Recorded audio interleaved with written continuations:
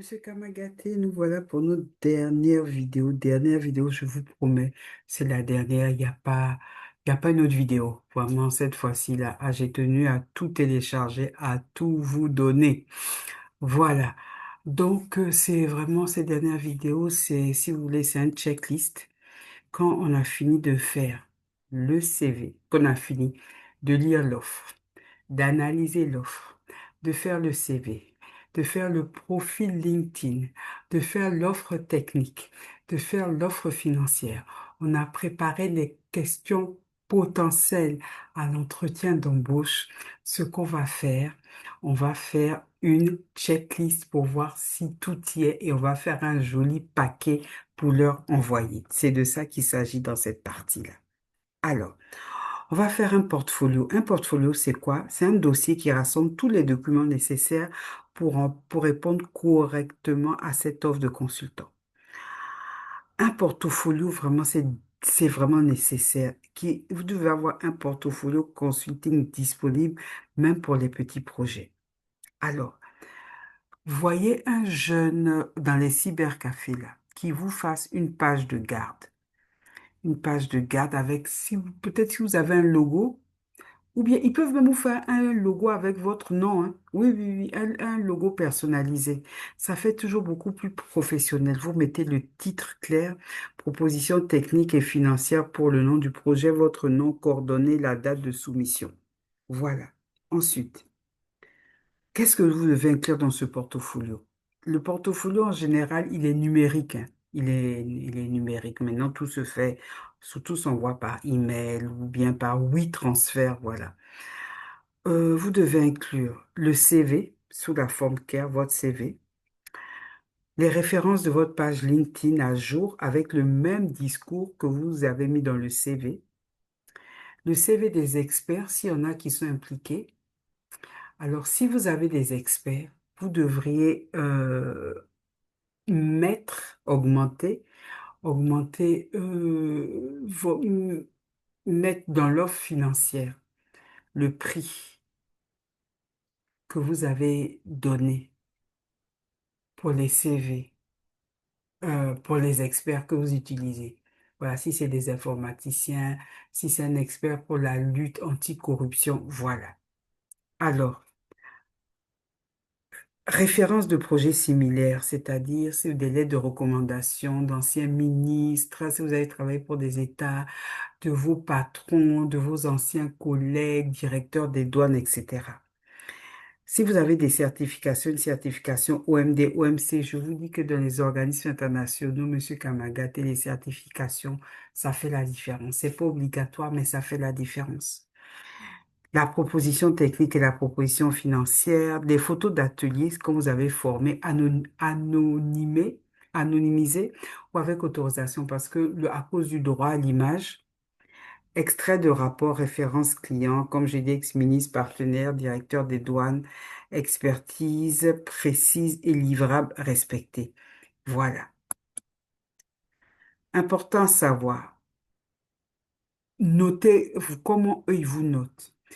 Une note de 15 à 16 pour un profil prêt à postuler. Vous allez vous auto-évaluer.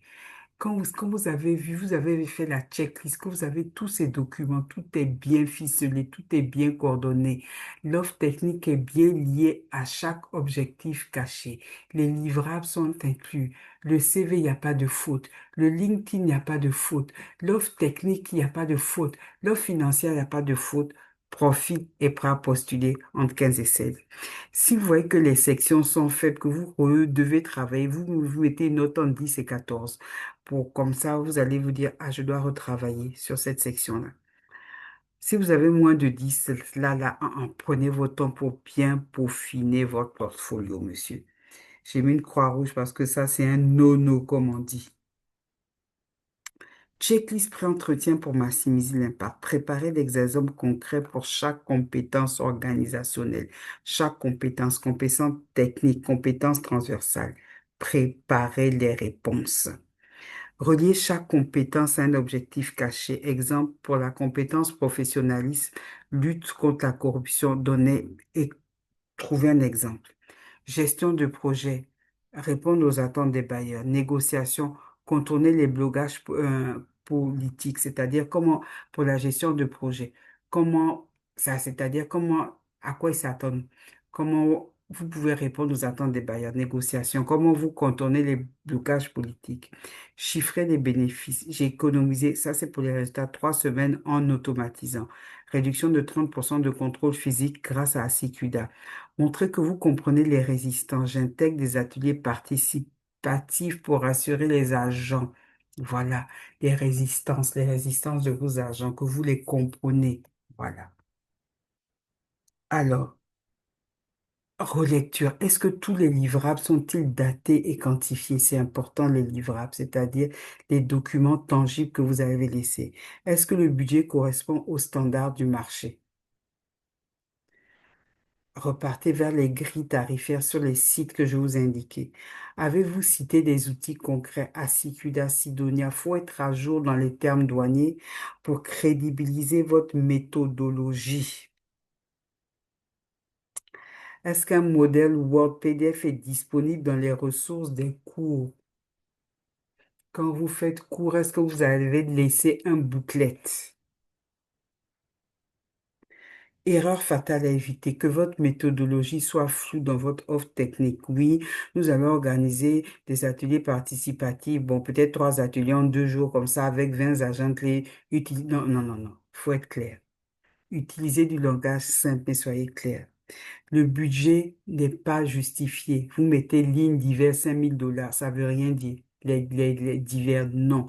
Il n'y a pas de divers, tout doit être justifié. Détaillez chaque coût, location, salle de formation, ta, ta, ta, ta. Détaillez chaque coût. Livrable non mesurable. Oui, bon, on va améliorer les processus. Non. Comment on va améliorer les processus? On va réduire de 25% les délais de traitement. Voici les KPI via le tableau de bord Sidonia.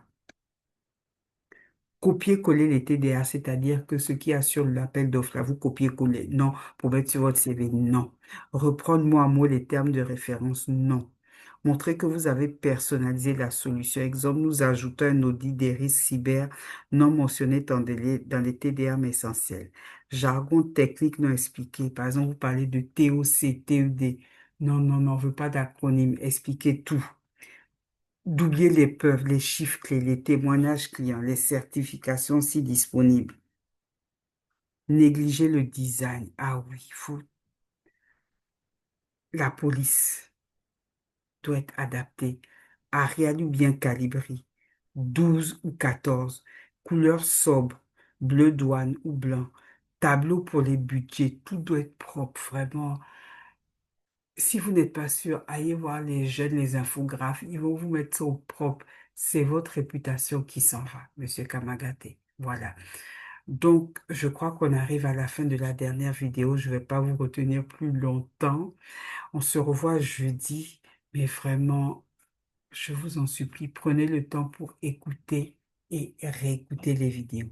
Allez, à très bientôt. Au revoir, on se dit à jeudi.